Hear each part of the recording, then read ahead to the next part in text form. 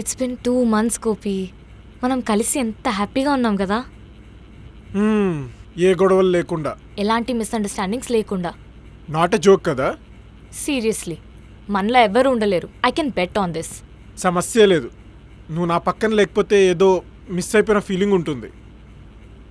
You know what, మనం కలిసి ఉన్నప్పటి నుంచి నేను ఒక్కసారి కూడా ఈ రిలేషన్షిప్ గురించి రిగ్రెట్ అవ్వలేదు.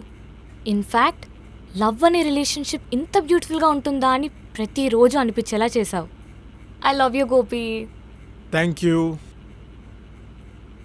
మీరు ఇలా ఎలా అన్యోన్యంగా కలిసి ఉంటున్నారు, అది కూడా ఎటువంటి గొడవలు లేకుండా? మా మధ్య ఎలాంటి మిస్అండర్స్టాండింగ్స్ ఉన్నా ఈ కర్నూలు బెడ్ మమ్మల్ని ఇట్టే కల్పిస్తుంది. కర్నూలు మ్యాట్రెస్, సంతోషానికి హరివిల్లు.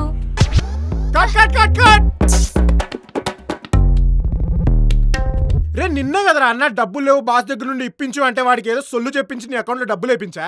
90 వేసి వచ్చావా ఏంటి? ఇప్పుడు ఏమైంది? అంతా బానే వచ్చింది కదా.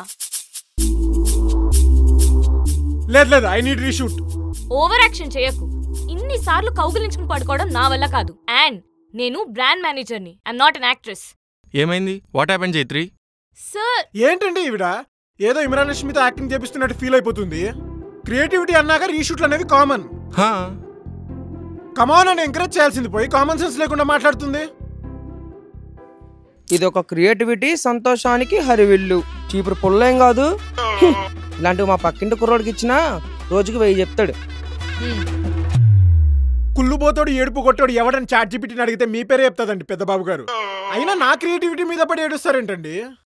ఇదిగో చూడండి పెద్దబాబు గారు, ఇంకోసారి మీరు నా మీద పడి ఏడుస్తే మీ పేర్లో ఉండే పెద్దది మీ దగ్గర ఉండదు.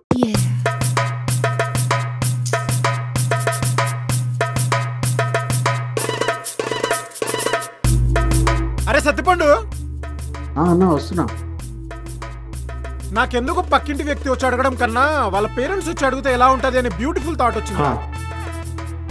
అది కూడా లొకేషన్స్ కూడా కొంచెం మారుస్తే బెటర్ ఏమో. రేపు పేరెంట్స్ క్యారెక్టర్స్ ని తీసుకుని రండి, నేను డైలాగ్స్ కూడా మారుస్తా. కుమ్మేద్దాం. సరే. చూసావా వాడి క్రియేటివిటీ? పక్కింటి వ్యక్తి వచ్చి తన పర్సనల్ మూమెంట్తో కనెక్ట్ అయ్యి దాన్ని బెట్టింగ్ రిలేటెడ్ చేశారు చూడు. Hats off.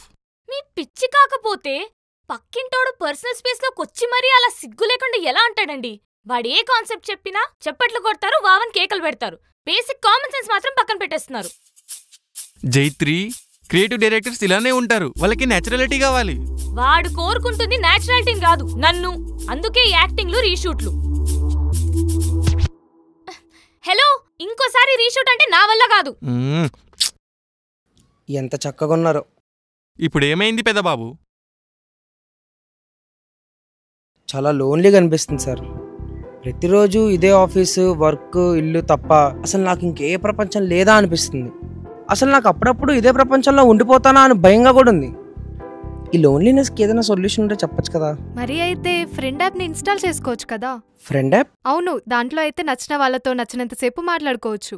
అలాగే గేమ్స్ ఆడుకోవచ్చు, రూమ్స్ని కూడా హోస్ట్ చేయొచ్చు. ఏంటి అవునా?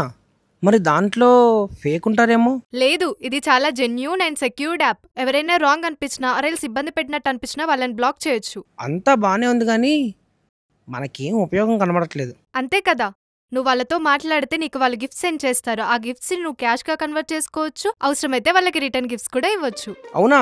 ఇక చూడు, ఇందు వద్దన కుందరదనం అందగమన మగ. ఏడ్సావులే, ఆ వాలకం చూడు ఎలుగుబంటిలాగా. కటింగ్ గడ్డం చేయించుకో ఎల్లే.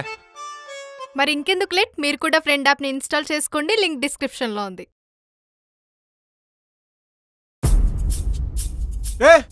దిగు, మేనస్ లేదా నీకు? అంతొద్దు, ఇద్దరిది ఒకటే రూట్ కదా. డ్రాప్ చేస్తే ఏమైనా చచ్చిపోతావా? నువ్వు మాత్రం నా మీద అరిచి చచ్చిపోగలవు, జాగ్రత్త.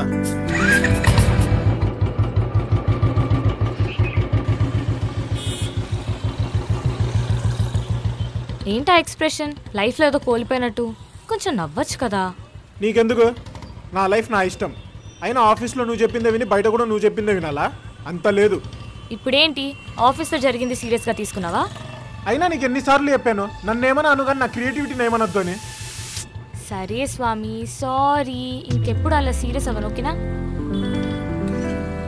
అయినా నేను ఎప్పుడు ఎలా ఉంటానో నీకు తెలిసి కూడా కావాలనే నన్ను పిచ్చేస్తావు కదా. నువ్వే లివిన్ లో ఉంటే ఒకరినొకరు అర్థం చేసుకోవచ్చు అని అన్నావు. లివిన్ లో ఉంటూ 2 months అవుతుంది. ఇదేనా నువ్వు నన్ను అర్థం చేసుకుంది? ఆపుతావా ఇంకా? సారీ చెప్పాను కదా. అయినా ఆఫీస్ బయటకు వచ్చాక ఈ మూడ్ క్యారీ చేయకూడదని రూల్ పెట్టుకున్నాం కదా. రూల్ ఎందుకు బ్రేక్ చేస్తున్నావు?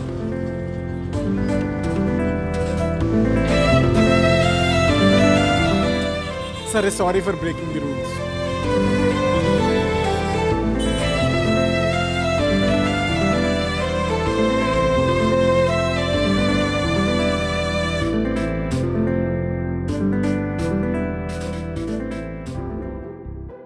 ఈ 2 months మనం ఎంత హ్యాపీగా కలుసున్నాం కదా గోపి. నాకైతే అసలు టైమే తెలియలేదు తెలుసా.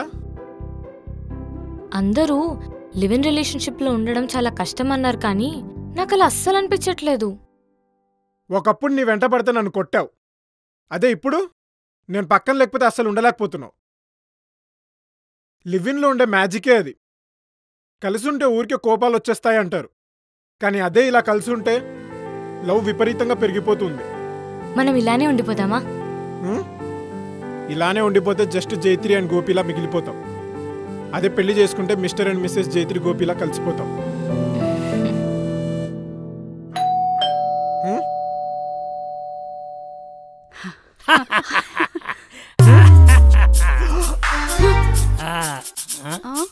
వీళ్ళు వచ్చారేంట్రా?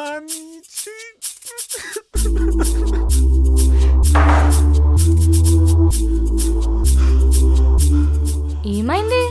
మా పేరెంట్స్ వచ్చారు. అదేంటి కాస్టింగ్ డైరెక్టర్ పేరెంట్స్ క్యారెక్టర్స్ ఇంకా దొరకలేదన్నాడు? వచ్చింది ఆర్టిస్టులు కాదు, నా రియల్ పేరెంట్స్. వాట్?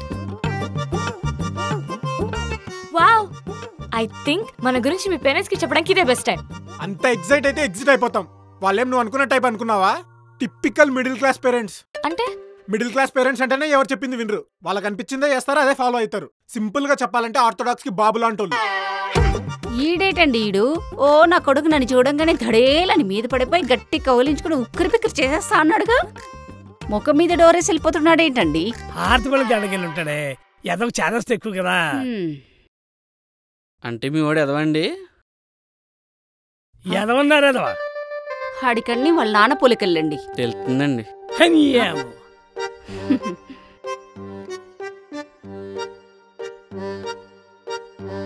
ఈ మధ్య కొడుకులు ఇలానే ఉన్నారండి. తల్లిదండ్రులు సిటీకి వస్తే ఎవరో తెలియనట్టు మొహం మీద డోర్లు వేసేస్తున్నారు. తలుపులు వేసుకొని లోపల పెద్ద పెద్ద వ్యవహారాలు నడుపుతున్నారు. ఇందుకీ నువ్వెప్పుడొచ్చావు బాబు సిటీకి? అయ్యి బాబే, మనం అమ్మ నాన్నలతో వస్తే రకం కదండి, వాళ్ళే మనల్ని గెంటేశారు. చితికేళ్ళ ఫ్యామిలీ. నువ్వెందుకు ఊరికి మా ఫ్యామిలీ ఎవరికి దూరిపోతున్నావు? నాకు కొంచెం సోషల్ రెస్పాన్సిబిలిటీ ఎక్కువలేండి. అందరి విషయాలు ఏలిట్టేస్తుంటాం. తెలుస్తుంది. ఎందుకంత టెన్షన్ పడుతున్నావు? 2 months నుంచి ఎలాగో మీ పేరెంట్స్ కి మన లివ్ ఇన్ సంగతి చెప్దాం అనుకున్నాం కదా. అవును, మరి మనం పూజ చేసుకుంటాం, రండి వచ్చి కూర్చోండి అని ఇన్వైట్ చేయడానికి. వాళ్ళు లివ్ ఇన్ అంటే అదేదో అనుకుంటారు. అదేదో అంటే? అదంటే అదే, అంత డీటెయిల్ అడక్కు నన్ను. చిన్న జన్మ.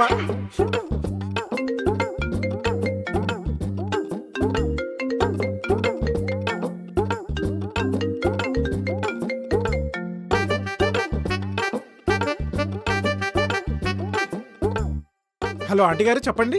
ఎవరు బాబాయినా? ఓ తెగ బెల్లు కొడుతున్నాడు. ఎవరు అబ్బాయి ఆయన? ఆంటీ చూసేసింది. వచ్చింది మా పేరెంట్స్ అని తెలిస్తే పెంట పెంట చేస్తుంది. అసలే మనకు పేరెంట్స్ లేరని చెప్పి కొత్తగా పెళ్ళైన వాళ్ళలాగా కట్టింగ్లు ఇచ్చి మరీ రెంట్కి వచ్చాం మనం. ఇప్పుడు ఏంటి? తెలిస్తే తెలిసింది, దానికి ఏదో ప్రాణాలు పోయినట్టు బిహేవ్ చేస్తున్నావేంటి? ఈ ఐఎస్ఐ రా ఏజెన్సీస్ కి దొరికినా పర్లేదు, కానీ పక్కింటి ఆంటీలకు ఏదైనా విషయాలు దొరికితే చాలు, ఫినిష్. మన బ్రతుకులు రోడ్ల మీదకి వచ్చేస్తాయి. ఈ ఒక్క ఆంటీ చాలు వీధిలో ఉండే అందరు ఆంటీలకు చెప్పేయడానికి. మధ్యాహ్నం టీవీ సీరియల్ మానేసి మరి మన మీద ఫోకస్ పెడతారు. మీ వాడు తలుపు తీసేట్లేడు కానీ మా ఇంటికి వచ్చేయండి, తెల్లారికల్లా డ్రాప్ చేసేస్తాను. అరే అసలు నువ్వెవడోరా? మీ ఇంటికి మీ ఎందుకు వస్తావు? ఆ డబ్బులు ఏదో ఆడికి ఇచ్చేస్తే ఆడు వెళ్ళిపోతాడు కదండి. ఆ మాత్రం కామన్ సెన్స్ కనపడుతున్నానా? కొడుకు వచ్చి ఇవ్వడం అనేది అది బాధ్యత, అర్థమైందా? దానికోసం వెయిట్ చేస్తున్నాను, వస్తాడు. సార్, నా పేపర్ ట్రిప్లు వస్తున్నాయండి, త్వరగా తలుపు తీయమనండి, మ్యాటర్ ఏంటో తెలుసుకొని వెళ్ళిపోతా. ఏంటండి సార్ గారు, డోర్ క్వాలిటీ చెక్ చేస్తున్నారా? బిల్ ఆయన నుంచి తెప్పించారంటండి, అబ్బాయి గారు చెప్పారు. నువ్వెక్కడికి వెళ్ళావు అసలు? లోపల ఎవరున్నారు? ఆ డోర్ తేడేంటి? లోపల సెటప్ కనెక్టెడా? ఏంటి డోర్ తీకపోతేనే గోలెట్టేస్తున్నారా? అదే మా ఆయన అయితే మా ఇంటి డోర్ని 2-3 సార్లు బద్దలు కొట్టేస్తారు.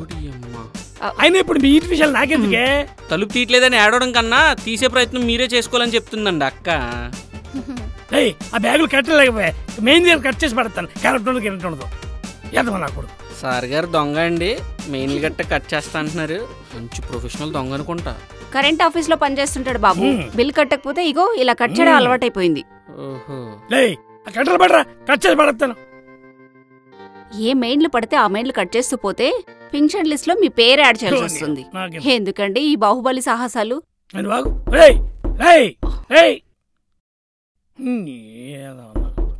పక్కింట్లో ఏదేదో జరిగిపోతుంటే కాలు మీద కాలేసుకుని పేపర్ చదువుతున్నావు. అసలు నీకు టెన్షన్ అనేది రాదా?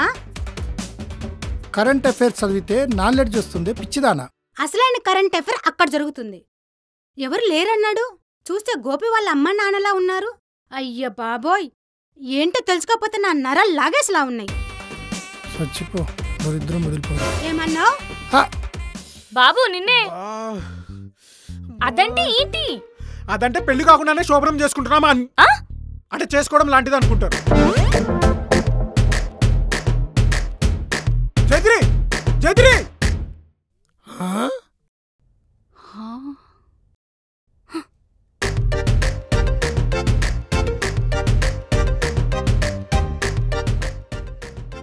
ఏంటి ఇదంతా? ఇదా సార్ గారు, ఉల్లిపాయలు, టమాటాలు, ములక్కాడ, పచ్చిమిర్చి, కరివేపాకు, కొత్తిమీర. వాళ్ళు రాలిపోతాయి. బ్యాగ్ లో దాని గురించి కాదు, ఇంట్లో జరుగుతుంది దాని గురించి. అదా చెప్పాను కదా సార్ గారు, బిలాయి నుంచి తెప్పించారని. కుళాయి కొట్టు వచ్చి కూడా అనుకుంటున్నాగా నువ్వు. నీ క్రియేటివిటీస్కి ఇంప్రెస్ అయ్యి నిన్ను ఇంటర్వ్యూ చేయడానికి వచ్చిన అమ్మాయారా? భలే ఇంట్లో ఇస్తున్నారక్క ఆంటీ గారు. అయినా ఇంటర్వ్యూ అంటే ఇంట్లో యాంకర్ ఒక్కతే ఉండదండి, పైగా తలుపులు వేసుకొని మరీ చేసుకోరు. ఏంట్రా చెమట్లో? ఏంట్రా, ఏమైందిరా? ఎవరి అమ్మాయి? We are in a live-in relationship. ఏమే ఈ లివ్ ఇన్ రిలేషన్షిప్ అంటే ఏంటో చూడవే. ఏమండి ఆ ఫోన్ ఇవ్వండి.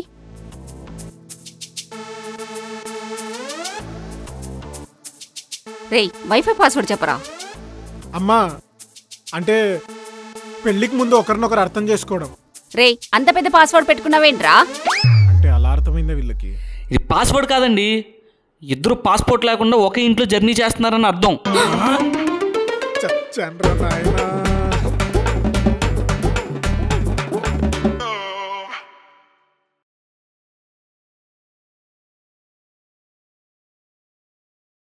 My brother wedding. Seeing happened today. అబ్బో వీడికి ఎక్కేసింది, ఇంగ్లీష్ స్టార్ట్ చేశాడు. They no like my photo. They like brother photo, brother salary. Not me salary. వాడి ఫోటో వాడి శాలరీ నచ్చింది, నీది నచ్చలేదన్నమాట. Yes, I take resign my brother marriage.